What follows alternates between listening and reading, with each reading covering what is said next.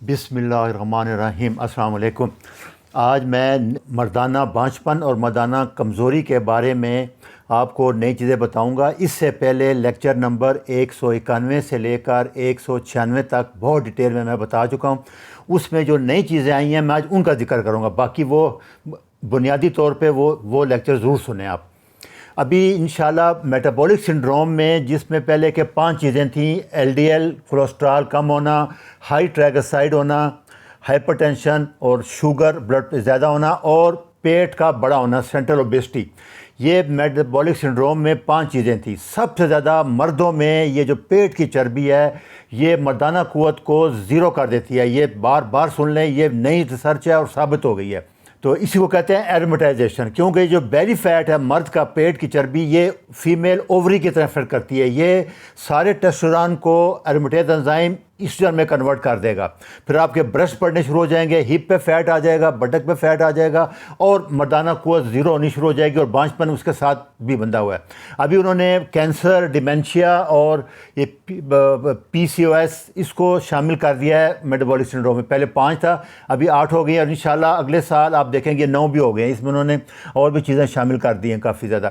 تو ابھی انشاءاللہ مردانہ کمزوری جو ہے وہ ٹیسٹوسٹیرون ہارمون جو ہے یہ سب سے اسٹرانگ ہارمون ہے مردانہ میچوریشن کے لیے، داڑھی کے بال آنا، پٹھوں کا طاقتور ہونا، جراثیم کا بننا، اور مردانہ قوت کے لیے یہ بہت ضروری ہارمون ہے۔ اور اس کا سیکس ڈرائیو اور اریکشن دونوں میں اس کا رول ہے۔ یہ اسی سے نیٹروکسائڈ بنتی ہے اور پھر اریکشن ہوتی ہے۔ جو ہائی انسولین ہے، اصل سوال ہے، وہ اس کو زیرو کر دیتا ہے۔ تو ایک ٹریٹمنٹ لفظ یاد رکھ لینا کہ آپ نے اپنی انسولین کم کرنی ہے۔ اور 2013 کی اسٹڈی میں یہ ثابت ہو چکا تھا کہ یہ جو انسولین ریزسٹنس ہے، سب سے پہلی نشانی مردوں میں یہ مردانہ کمزوری کی شو ہوتی ہے۔ ٹیسٹ وغیرہ تو نہیں ہوتے تھے پہلے زمانے میں۔ تو یہ چیز ذہن میں رکھنا، اگر آپ کا پیٹ کی چربی بڑی ہوئی ہے اور مردانہ کمزوری ہو رہی ہے تو فوراً انسولین کا ٹیسٹ کرائیں، یہ چیز ثابت ہے۔ اور دوسرا، کوکنگ آئل، دیکھیں فیٹ، سیچوریٹ فیٹ ٹیسٹوسٹیرون کو بڑھاتا ہے، سپرم کو صحت مند کرتا ہے۔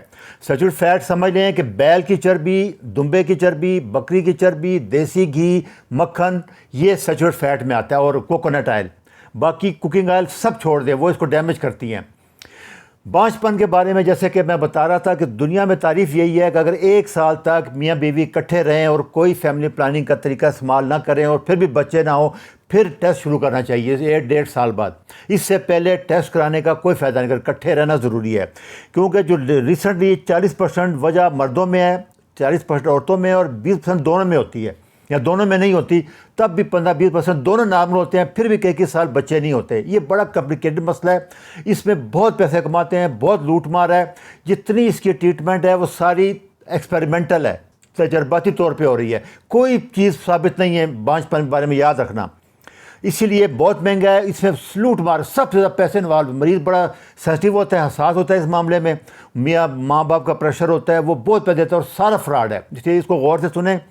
سب سے زیادہ اس میں جو 2-3 چیزیں امپارٹنٹ ہیں، ایک تو وہ ہارمون کا، وہ میں آگے بتاؤں گا ڈیٹیل میں۔ 64 سے 72 دن لگتے ہیں ایک سپرم کو میچور ہو کے نکلے۔ دیکھیں یہ ٹیسٹس میں جمع ہو کے ایپیڈیڈمس میں سپرم آتے ہیں، وہاں سے اس پائپ کے ذریعے جا کے یہ سیمینل ویسیکل جو یلو تیر ہے یہاں جمع ہو جاتے ہیں، یہاں میچور ہوں گے۔ اس کو 80-70 دن تک لگتے ہیں، ایک یہاں سے بن کے ٹیسٹ سے یہاں تک آنے۔ اس لیے 3 مہینے سے پہلے ٹیسٹ کرانے کا دوائی کا دیکھا کوئی فائدہ نہیں ہے۔ یہاں مہینے میں بعد ٹیسٹ کرا رہے ہوتے ہیں، وہ غلط ٹیسٹ ہے۔ جو آج بنا ہے وہ 3 مہینے بعد یہاں آئے گا، منی میں نکلے گا۔ اس لیے یہ سمجھ لیں یہ فراڈ سے بچ جائیں سارا۔ اور فیمیل ٹیوب میں جو میل جرم ہے یہ 24 سے 48 گھنٹے زندہ رہتا ہے۔ یہ میں اگلے لیکچر میں جب عورتوں کا بانجھپن بتاؤں گا پھر میں ڈیٹ بتاؤں گا کن دنوں میں کرنے سے ہم بستری بچہ پیدا ہونے کے چانس زیادہ، یہ اگلے لیکچر میں بتاؤں گا۔ تو یہ چیز سمجھ لیں، زیادہ مہینے بعد ٹیسٹ کرنے کا کوئی فائدہ نہیں ہے۔ یہ بڑا لمبا پروسیس، آپ دیکھیں کتنے لمبے پروسیس آگے سپرم بنتا ہے، 90 دن، 80 دن، 70 دن، 65 دن سے کم تو سارے ایگری ہیں کہ نہیں ہو سکتا۔